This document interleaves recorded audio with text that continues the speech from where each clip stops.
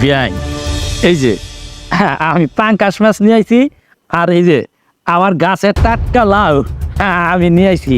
আপনি বলে গিয়া পাঙ্গাস পাঙ্গাস মাছ আনছেন আপনি আমার বাড়িতে? বড় বৌমা, তুমি জানো না আমার বাড়িতে কেউ পাঙ্গাস মাছ খায় না? মা, আমি তো জানতাম না আব্বা পাঙ্কাশ মাছ নিয়ে আসবে।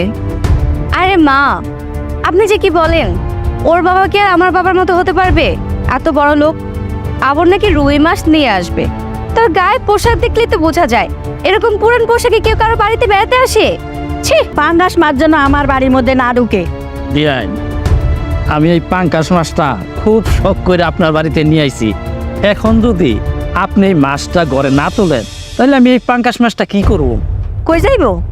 দাঁড়ান, আমি দেখাইতাছি কই যাইব। এই যে এই মাছটা এখন বিড়াল কুকুরে খাইবো, বুঝতে পারছেন? বেশে চলেন, ঘরে চলেন। হ্যাঁ বাবা, চলো রুমে চলো। এসব ফকির মিসকিনের কাহিনী তোমার দেখতে হবে না, অনেক দূর থেকে আসছে। চলো ফ্রেশ হবা। বসে রাতে চান না কিন্তু